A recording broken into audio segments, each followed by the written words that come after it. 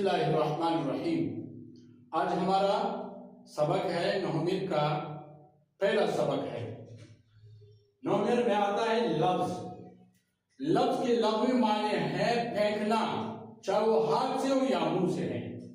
لفظ کی اصطلاحی معنی ہے کہ انسان کے منہ سے ایسے الفاظ نکلے جو حروف بن جائے۔ لفظ کی دو قسمیں ہیں، مستعمل، مہمل۔ مستعمل با معنی لفظ کو کہتے ہیں، مہمل بے معنی لفظ کو کہتے ہیں۔ مستعمل کی دو قسمیں ہیں، مفرد اور مرکب۔ مفرد جو اکیلا لفظ ایک معنی پہ دلالت کرے، مرکب جو دو یا دو سے زیادہ کلمات کے ساتھ مل کر بنا ہوا ہو۔ مفرد کا ایک نام کلمہ بھی ہے۔ کلمہ کے تین قسمیں ہیں، اسم، فعل، حرف۔ اسم وہ کلمہ ہے جو خود بخود اپنے معنی پہ دلالت کرے اور تین زمانوں میں سے کسی ایک زمانے کے ساتھ ملا ہوا نہ ہو۔ فعل وہ کلمہ ہے جو خود بخود اپنے معنی پہ دلالت کرے اور تین زمانوں میں کسی ایک زمانے کے ساتھ ملا ہوا ہو، جیسے ضربا، اور اسم کی مثال جیسے رجل۔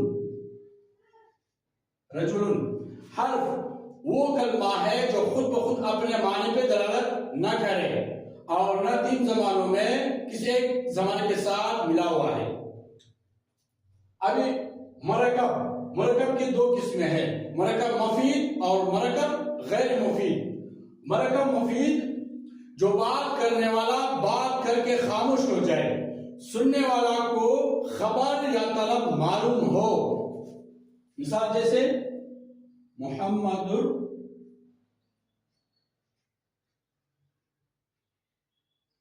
محمد رسول اللہ صلی اللہ علیہ وسلم، یعنی بات کرنے والا محمد رسول اللہ کہے اور خاموش ہو جائے، سننے والا کو خبر یا طلب معلوم ہو۔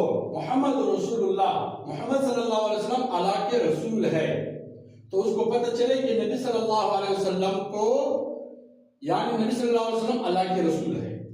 اور مرکب غیر مفید جو بات کرنے والا بات کر کے خاموش ہو جائے، سننے والے کو کوئی خبر یا طلب معلوم نہ ہو، جیسے غلام زید کے غلام۔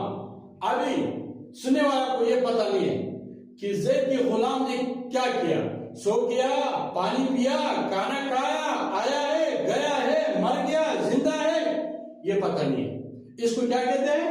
مرکب غیر مفید۔ اور مرکب مفید اس کو کہتے ہیں جو بات کرنے والا بات کر کے خاموش ہو جائے، سننے والے کو خبر یا کوئی طلب معلوم ہو، جیسے وہ کہے محمد رسول اللہ۔ اب اس سننے والا کو یہ پتہ چلتا ہے کہ محمد صلی اللہ علیہ وسلم اللہ کے رسول ہے۔ اب مرکب مفید کے دو اور نام ہے، جملہ اور کلام۔ مرکب مفید کا دو اور نام ہے، جملہ اور کلام۔